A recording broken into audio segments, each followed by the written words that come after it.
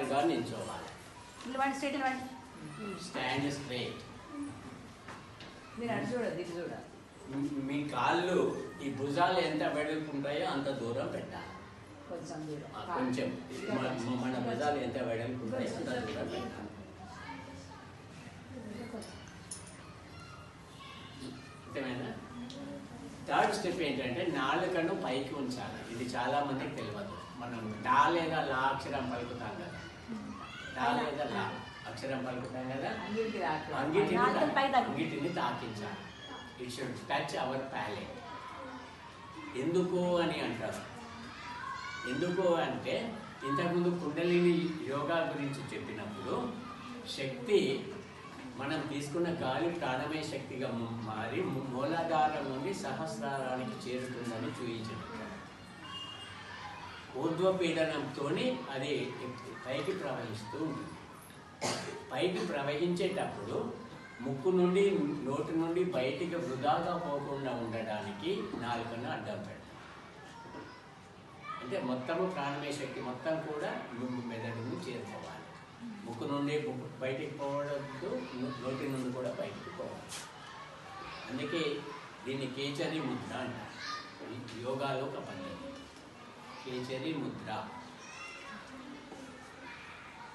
Super brain yoga పూర్తయ్యేంత వరకు ఈ నాలుక పైకే ఉంచాలి.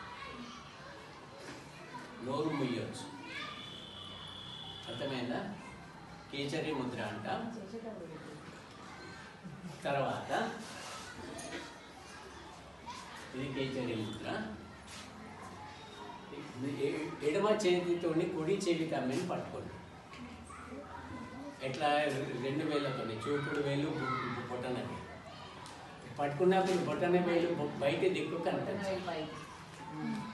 ఇక్కడ బయట కనిపిస్తుంది చూడండి, యారో పెట్టినా అంటారు, బయటకు కనిపించాలి. తర్వాత ఈ కుడి చేయితోని ఎడమ చెవి తమ్మిని పట్టుకోవాలి.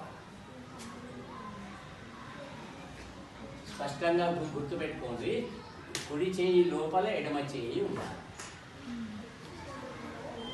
ఇట్లానే ఎందుకు ఉండాలి అంటే ఆ విధంగా ఇట్లా పట్టుకొని మనము సూపర్ బ్రెయిన్ యోగా చేస్తే పొట్ట పైన ఒత్తిడి కలుగుతుంది. ఒత్తిడి ఎందుకు కలగాల? మనం తీసుకున్న గాలి ప్రాణమయ శక్తిగా మారినప్పుడు అది ఊర్ధ్వపీడనం ద్వారా పైకి పోవాలి.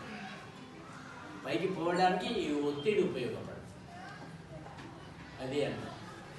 సో ఇక్కడ చెవి తమ్మెలను పట్టుకోవడం, చేతుల అమరిక చాలా ఇంపార్టెంట్.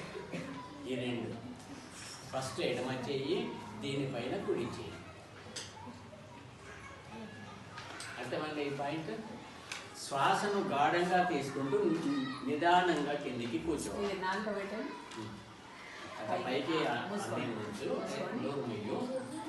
శ్వాసను గాఢంగా తీసుకుంటూ నిదానంగా కిందికి కూర్చోవాలి.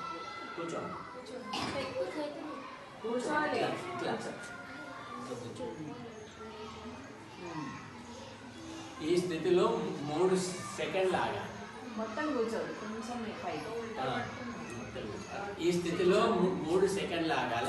శ్వాస వదులుతూ పైకి లేవాలి. శ్వాస వదులుతూ పైకి లేవాలి.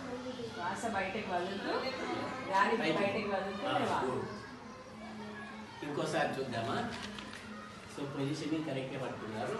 శ్వాసను గాఢంగా తీసుకుంటూ నిదానంగా కిందికి కూర్చోవాలి. ఈ స్థితిలో 3 సెకండ్లు ఆగాలి. శ్వాస వదులుతూ పైకి లేవాలి.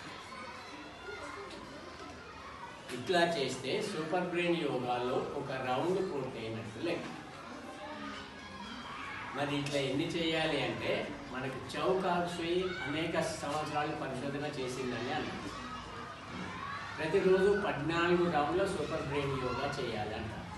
14 rounds of super brain yoga have to be performed daily. 14 రౌండ్లు సూపర్ బ్రెయిన్ యోగా చేస్తే చాలు. మీరు ఉదయం ఎంత చురుగ్గా ఉంటారో రాత్రి పడుకునేంత వరకు అదే చురుకుదనంతో ఉంటుంది. సేమ్ యాక్టివిటీస్ ఉంటాయి. అర్థమైంది. అంటే మీరు ఫస్ట్ పీరియడ్లో ఎంత యాక్టివ్గా మీరు పాఠం వింటారో లాస్ట్ పీరియడ్లో కూడా అంత యాక్టివ్గా పాఠం వింటారు. ఎందుకంటే రీఛార్జ్ అవుతుంది, బ్రెయిన్ షార్ప్గా ఉంటుంది. కాబట్టి మీ లోపల ఆ యొక్క కెపాసిటీ అంటే మీకు చదువు మీద శ్రద్ధ కలుగుతుంది. అర్థమైంది ఇప్పుడు ప్రశ్న?